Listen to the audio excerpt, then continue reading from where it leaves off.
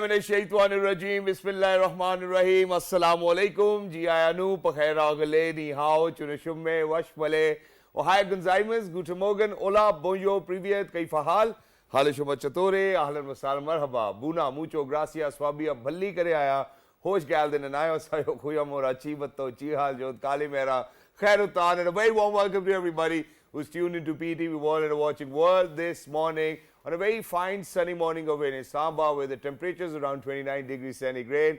Is it hot or not? Well, that's a question we will talk about later. Ladies and gentlemen, I'm very lucky that I've been joined by my very well-learned colleague who happens to be Ms. Hajra Satti. Assalamu alaikum, Hajra. How are you feeling today? Please go ahead. Walaikum assalam. Thank you so much, Jazakallah khair, for introducing me. It's a fine morning in Islamabad. Shahzad, I have a question for you. Sure. And since you're a father, alhamdulillah, you have 3 daughters. And when it comes to the gender roles between men and women, and when it comes to raising or nurturing their children, obviously mothers are more invested in the nurturing of their children because they are with their kids.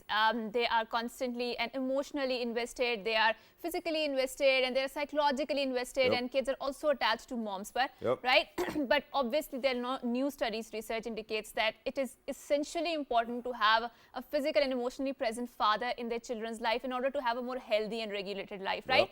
But as a kids, we know that kids have this tendency to throw a lot of tantrums around, right? So what do you do when your daughters are throwing tantrums? What is your first reaction? I mean, and especially if you're very tired, if you are been working, constantly all the day long, and you just want to have some sort of solace, but you go enter there, and obviously they're your kids. You cannot divest yourself. They're waiting from for you. Yeah. So how do you manage those tantrums, or what is your first reaction?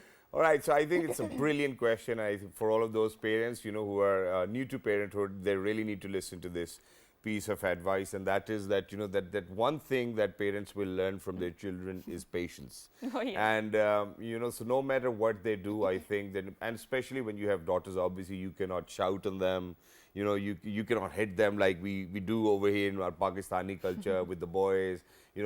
That they need to be hard and rough and tough and whatnot. So I think with kids, they will always throw a lot of tantrums, and they keep them inside, because imagine that for a mother who's always with them, is certainly not going to take any of those tantrums. She'll be like, "Main batati hu tumhe abhi, main tumhe abhi theek karti hu," or she can get angry and whatnot. But for a father, he needs to be a sponge who actually absorbs whatever they need to say, whatever they need to feel, and whatever they require in their lives as well. And it came with an example as well. Now imagine that when my eldest daughter was growing up, she had this habit of that she's going to take a sip of water and just throw it onto the next person, whoever is going to be sitting in front of her. Oh my God. So this happened to me once, this happened to me twice, and the third time when it happened, my father was sitting beside me, and what I did was I got a glass of water and threw it onto her. Now imagine that with this reaction, my dad got so furious, and then he sat me down and he told me, "Hey, you know what? That one thing that children will teach you is patience, so please make sure that you never let go." And so I cannot certainly say or speak about any other parent, but I think this is how it goes for me. But then how did you deal with that situation, in the future if she did that? I just stay quiet. I just stay quiet. That's it, and then later on they realize that, okay, now the mood is shifting from very happy to, being quiet. So they understand. And children, they're very smart. They observe their parents, and, they can actually sense whether, their father needs time or not. Now imagine that there will come a time when eventually they will realize, okay, now dad needs to sleep, so we should go. I think it's a beautiful bond for all of those parents who are out there. Just be patient with your kids. What we do is that we want to have quick fixes. We want to fix things quickly. There's no quick fix, and every child will have their own personality, mindset, and you will have to delve accordingly as well. That's right. it. I think that's wonderful. And obviously, when we talk about parenting, it is something that is taken very for granted, right? Yeah. There is no fixed pattern, where we can apply the solution to every other situation out there. And it's something that is considered to be very innate. Once you become a mother, once you become a father, it will come naturally to you. But I do feel that with the kind of depression and anxiety that is going on, we need to teach our kids to better able to regulate their emotions. And a lot of times we are scolding our kids, we are condemning them, we are damning them just for expressing their emotions. And I think they are just human beings, and we adults do that all the time, right? We are cranky, we do have our emotional Mood outbursts. swings, Yes, exactly. We do get angry. So I don't think so you need to punish your child for just being human, right? Then you are robbing that kid from a very essential quality of being human, because they don't know, they do not access the logic as the same way as we do, right? And this is exactly what I'm going to tell you as well. So, you know, when my eldest Shabana was growing up as well, you know, she had this habit, you know, she would come, if you're having a cup of tea, she would touch it, she wants to grab it and whatnot. And she's experimenting, right? She's learning and this she's way. experimenting and she's inquisitive, you know, so I have never been that father where, don't do that, oh, don't do that, this will happen or this will happen, you know, you were scaring the kid. Rather, I took her finger, dipped it in the cup of tea, and she knew it later on that it's hot, and later on she never touched it. So I think with example, they can learn a lot, and they see. For example, if my wife sometimes would shout, I've seen that my kids would shout too as well. So I think these are the things which parents need to control, and more than presence, it's the presence of the parents which will always help. And which is why today we have an example over here. Now imagine that, you know, that if you are looking after your child in a way that whatever they want to achieve in their life, you know, you give them that pathway, you support them, you're there emotionally, physically, they do wonders. And such is an example of this amazing, amazing daughter of the soil over here with us, who actually won an award, you know, made sure that she's going to make Pakistan proud. So ladies and gentlemen, I'm very lucky that I've been joined by the recipient of an award. We will talk about it later. I'm not going to give it right away as well. She happens to be in Germany. She's studying in Germany. She's based in Germany. Obviously, the origin is from Pakistan, and she's done Pakistan.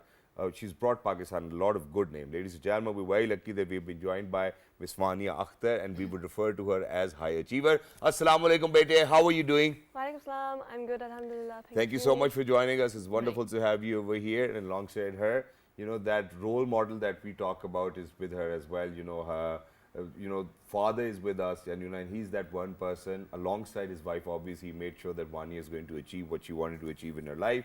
He happens to be a CEO, you know, and we do know automobile industry in Germany is big. There's Autobahn. I've been on Autobahn myself.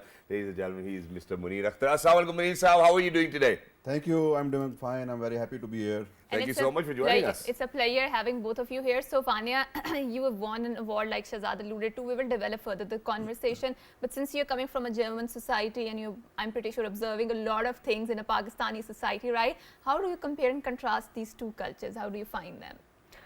In Pakistan, what I really like is the halal food. Right. Because here we don't need to ask if it's halal or haram, we can just eat. But in Germany, we have to ask. And in Pakistan, the traffic is always so funny. Right. Yes.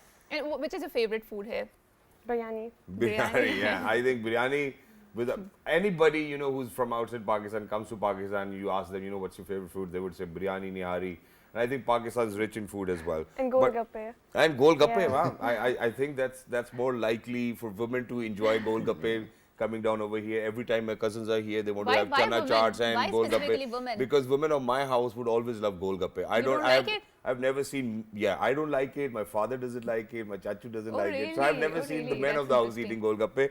But that's wonderfully well. How was your way back home, you know, when you knew that you're coming to Pakistan, you've achieved so much for the country, you brought so much good name to Pakistan. How was it for you? I was very happy to be in my family again because we're here after 3 years, so I miss them all so much.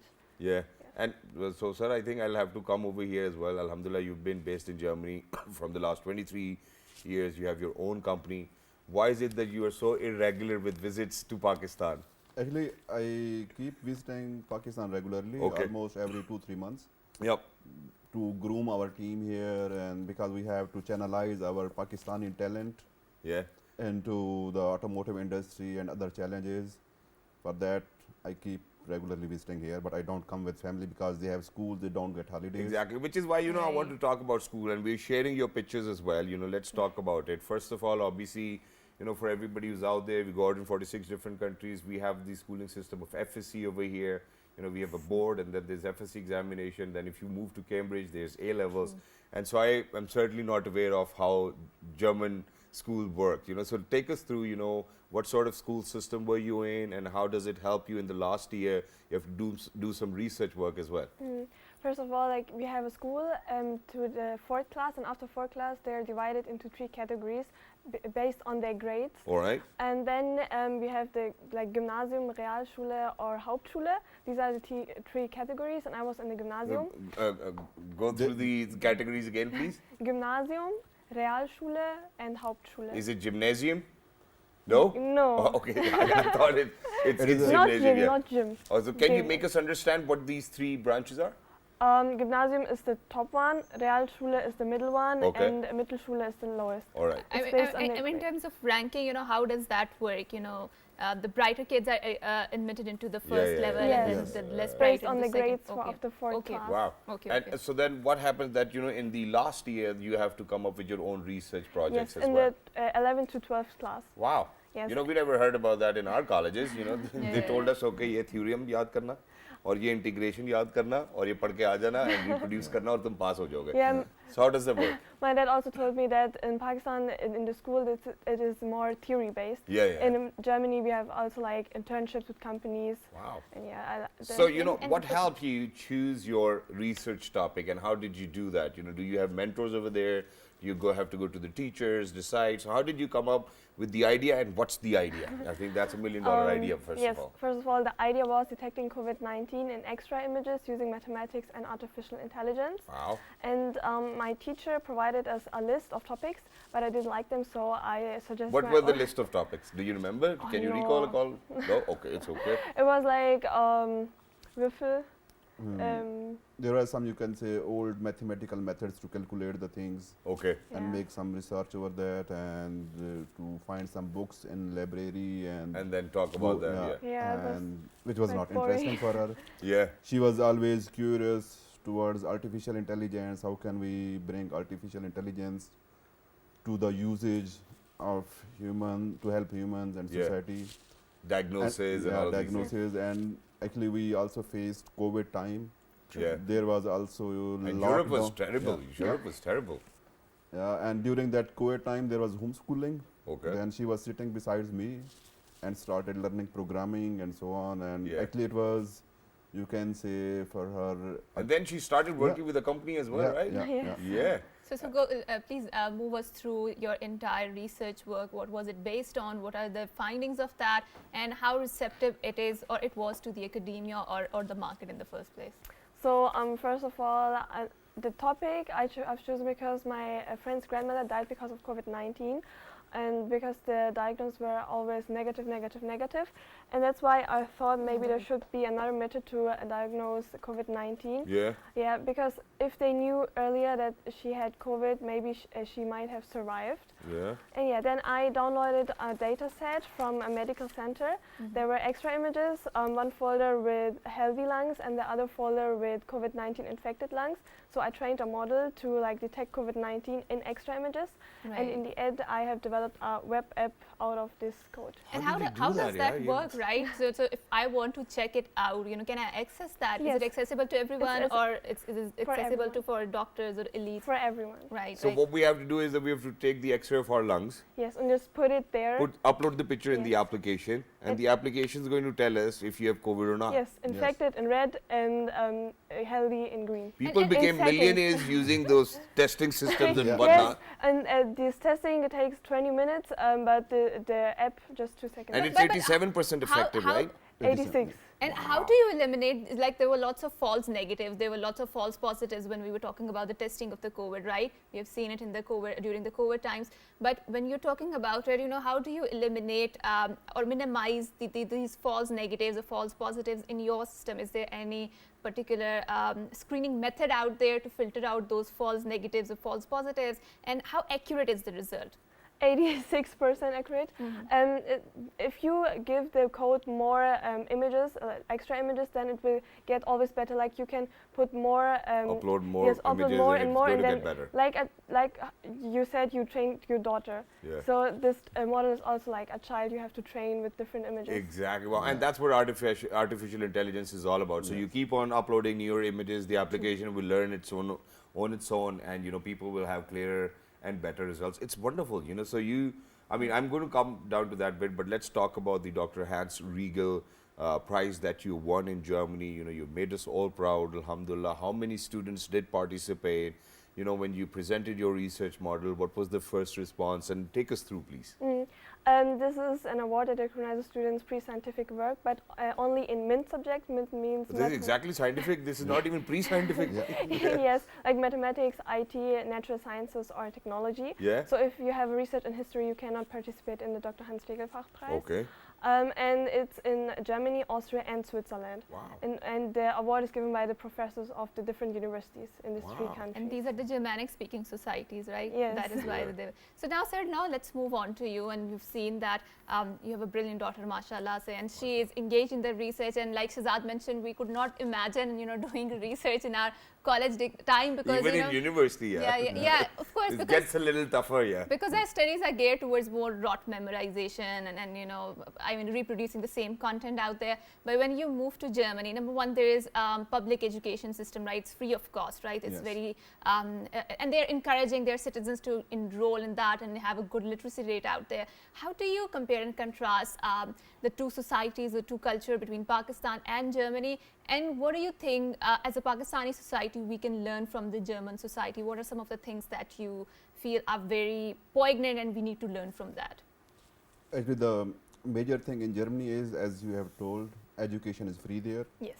And it is not like USA or UK that they make business out of education. Yeah. Government is investing in universities. And there is also a huge industrial collaboration. Okay. Big companies, they have bigger research projects together with universities, and there are many master theses and there are many PhD theses, and actually I also did my thesis in one of the big company, which I don't want to name. Okay, wonderful. And yeah, actually in Pakistan, as it was also discussed earlier, that education system is more theory based. Yep.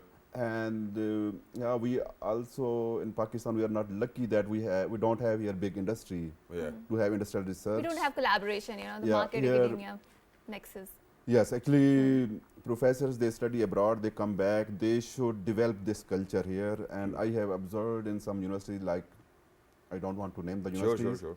And they have started in this direction to develop some collaborations. Right. And yeah, we have kind of brain drain in Pakistan, but on the other hand, I see it also a kind of blessing as well. True, because people go there and they come back and they bring good things with them. Right. And they go there and they bring back a lot of dollars as well. That's what obviously, we need to. obviously. Or euros, right? Or euros.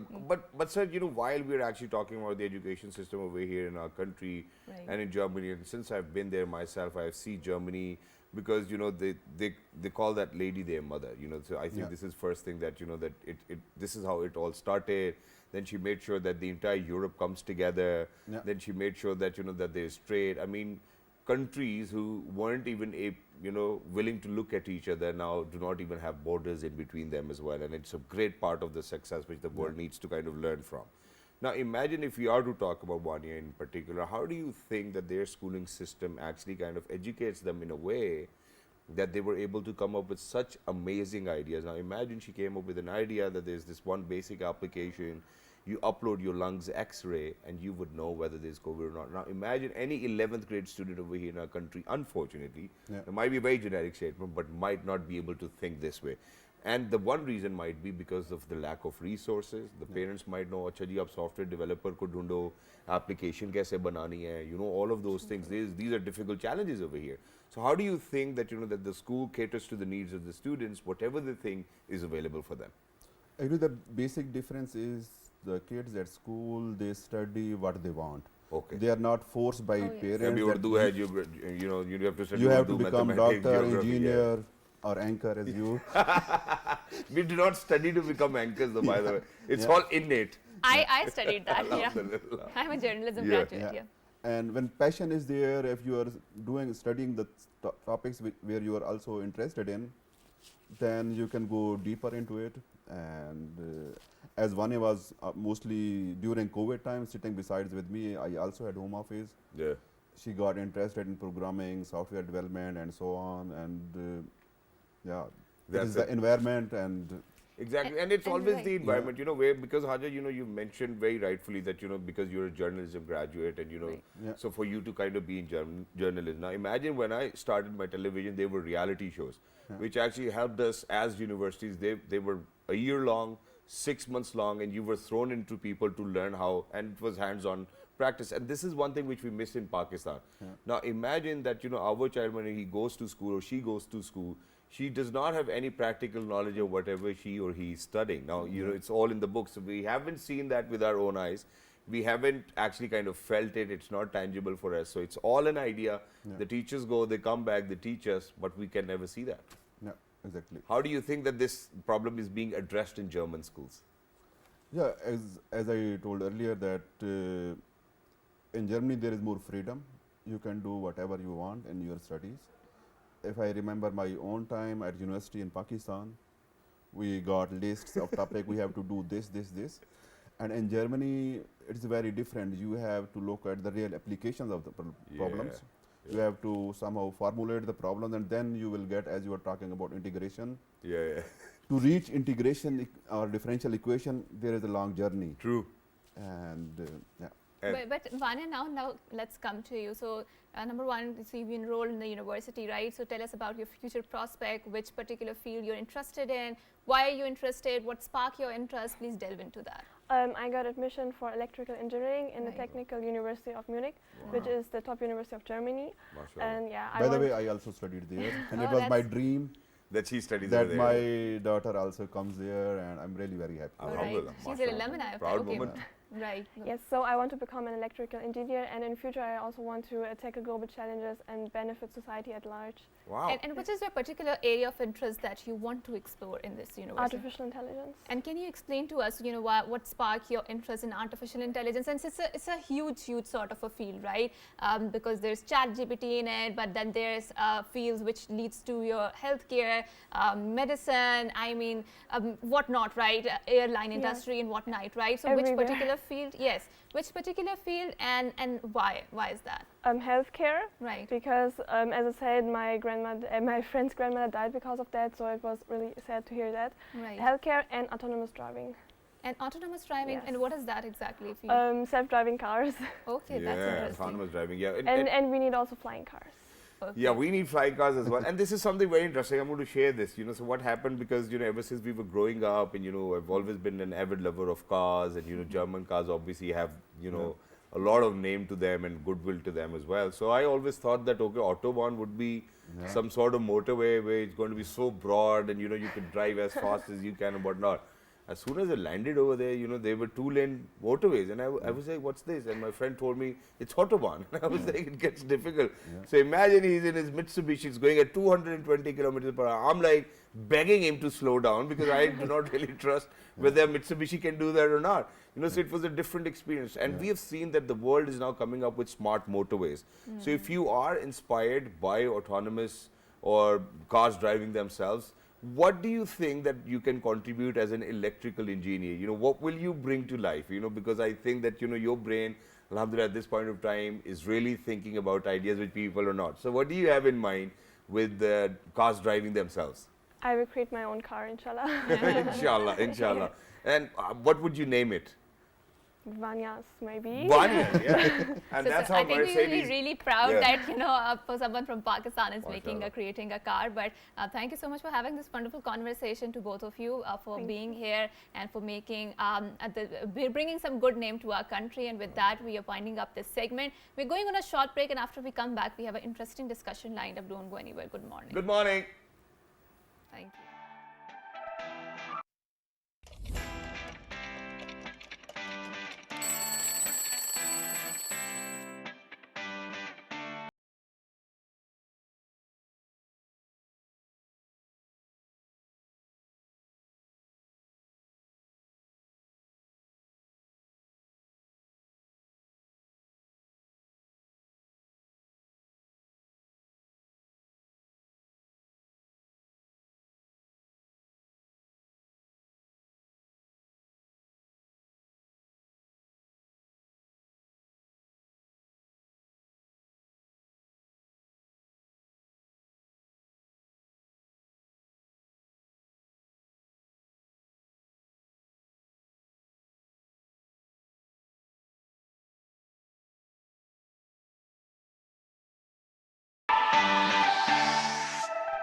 Welcome back, and before going on to the break, we were having a very insightful discussion, and now we are going to talk about the subject, a topic which is very relevant to Pakistan society, and we have spoken about it in length and great detail. And I think this is the subject, a topic that constantly requires our attention, so that we build the momentum, and then we make sure that the momentum or the social narrative is built alive. So according to National Library of Medicine, Pakistan is haunted by the breast cancer, because everyone in the 9% is at the risk of developing the breast cancer. So why is there such a surge in that? Is it just limited to the women, or is it also men can kind of get affected by it? What sort of conversations we need to have? And a few years back, this conversation was supposed to be a very taboo subject, right? Even naming that particular organ was considered to be something not very wise or not very respectable, right? There was certain stigma attached to it. So how are we able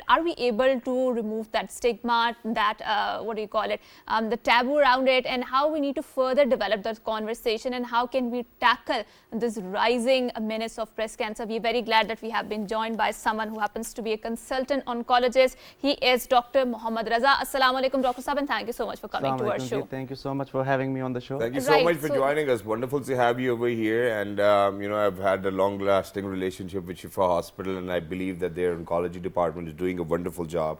So whoever's out there, Dr. Salim Siddiqui Saab, if you're listening, you've always been there for me, alhamdulillah, and for a lot of other people. But to get started with it, let's just get it sorted, because me and Haja, we've had multiple discussions over this. And we reach out to a very targeted audience, and we do believe that there needs to be more awareness in that too, in our local language like Urdu as well. Absolutely. But how do you feel, because you've just joined, you've just come into Pakistan. Right. If we are to talk about the number of cases, do you think it's on the rise? Do you think it's under control? And do you think that it's our lifestyle which actually gets us through that, or is it the genes or the DNA? How does it work? So I think it's a plethora of things that we can talk about. So breast cancer, as you had mentioned initially, in our particular culture and society, it's considered to be a taboo. People do not want to talk about the organ of breast. Although I've realized that when patients actually get sick with it, women are very comfortable even showing their diseased organ to men doctors. So they, from patients' society's perspective, yes, it's considered a taboo to talk about it, but when it comes in actuality to women themselves, they're very open and candid about it. They're very open. They will tell you their personal history, their personal gynecological history, which is important in this case. So breast cancer is a huge umbrella of topics. It's hard to lump it into this one little discussion, but I definitely think it's on the rise. And the main reason we do not represent this truly as, for example, there are not many cancer centers in Pakistan to begin with. I mean, we rely on Shaukat Khanum, we rely on Shifa is another one, and that was one of the main reasons I joined Shifa, is because they have the infrastructure to deal with the problem statement. Aga Khan as well. And Aga Khan as well, definitely. And again, there are small satellite areas. But again, cancer is that sort of a disease that needs multidisciplinary care, as cancer is never treated alone. But let's get to the causes first of all as well. Do you think it's our lifestyle these days? I think lifestyle has to do a lot with it. They say that fast food, one of the big reasons. A lot of fast food, a lot of carbs in the diet. That has to do lack of exercise. Believe it or not, pregnancy is a protective factor. If the more number of times you've been pregnant in your life, the less chance of developing breast cancer. And lactation and then breastfeeding, do you think that actually kind of decreases the risk? Because see, those are the times when, so it's a major play of estrogen and progesterone. So estrogen is what feeds the cancer. So when you are pregnant, the estrogen levels go down and progesterone levels go up. And that is the time when most of these cancers... I'm sorry, I'm interjecting here, but we have to go on a short break, and after we come back, we will further dissect what breast cancer is. Don't go in.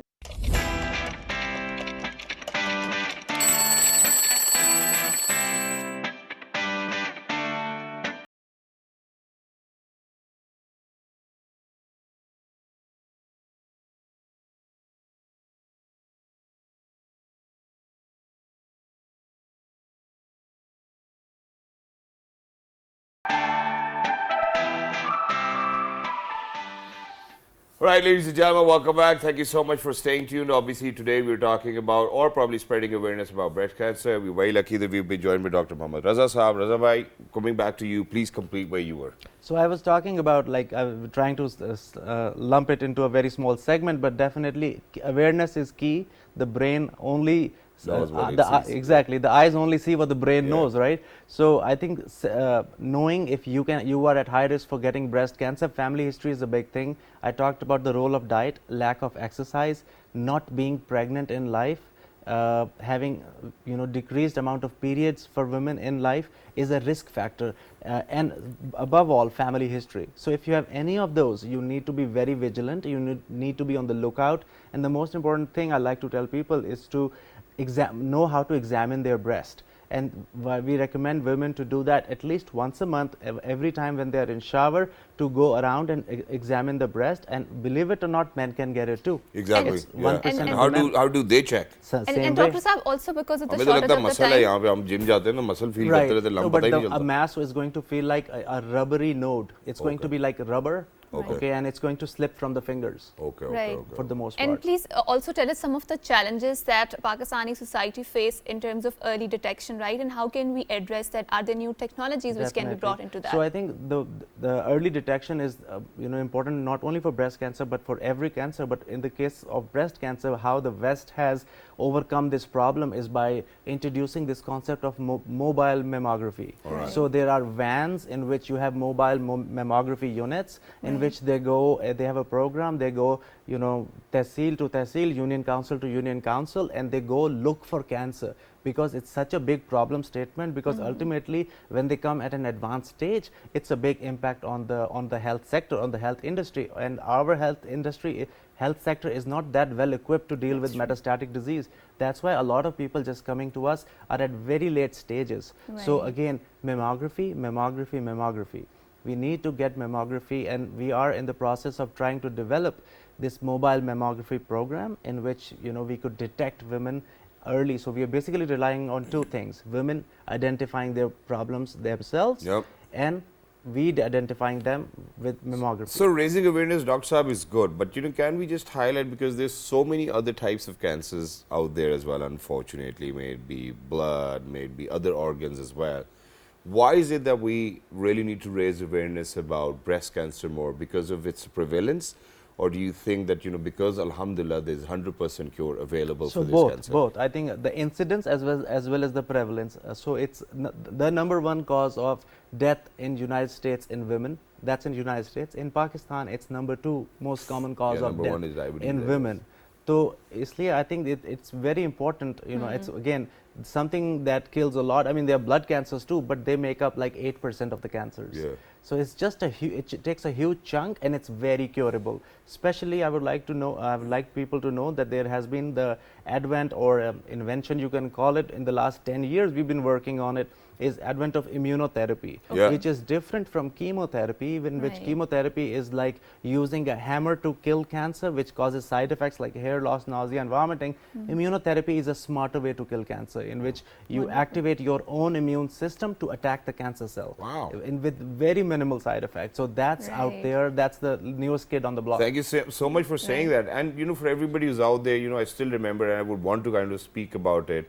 I've been advocating about it, that whenever, for somebody who actually is a cancer patient, watching your film, somebody dies with cancer, you all of a sudden you're like, oh my God, I don't know what's happening.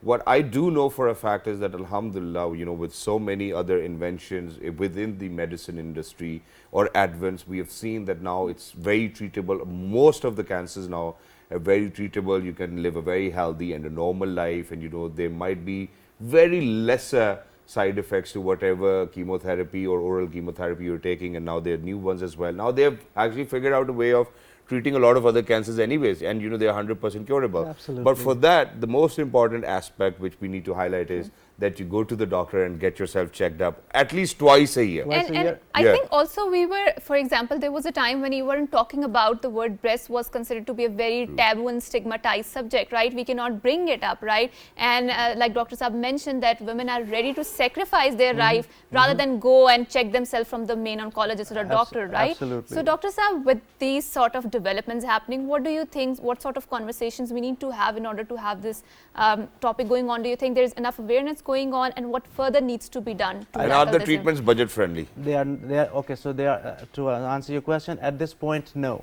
So we will require obviously a lot of support from from the government, obviously in the future, to put some money into this. Obviously they are very, very expensive. True. At this point. As far as your question, I think no, there is not enough awareness. Again, doing multiple programs like doing this one, also trying to do programs like this one, introductory programs in Urdu language, so that we have more outreach. Is another important thing. Regional languages Pashto, and Pashto Punjabi, and right. But at the same time, I think over time things have become a lot better. 20 years ago, before going to US, patients, we would not even do these conversations on TV, and now we are doing them. Not even in our households, Absolutely, absolutely. Exactly. But thank you so much, Mohammad Raza Sahab, for being with us. Lovely to be in conversation with you. Welcome to Pakistan. Thank you so much. You've left everything behind in US, and you wanted to help people over here with breast cancer and other cancers as well. So thank you so much for coming. It's wonderful to have you over here. Thank you so much for telling us about these newer technologies which are emerging. But for everybody who's out there, it's our responsibility to make sure, because the women over here in our country obviously are the responsibility of the men of the house as well, and they really need to make sure that they take them to the hospitals, get them checked up as well. If there's something, please make sure that you do that. It's your responsibility. And for everybody who's out there, ladies and gentlemen, the first step towards getting better is believing in Allah Almighty and believing in yourself that you will be able to fight, and everybody needs to come together to help that one particular person who's actually ill. So please make sure that you do that. Until next time, just look after yourselves. Our news anchor is at the desk, with their latest updates. Make sure that you stay tuned. And until next time, 1, 2, 3, good morning. Have a good day. Thank you so much. Bye.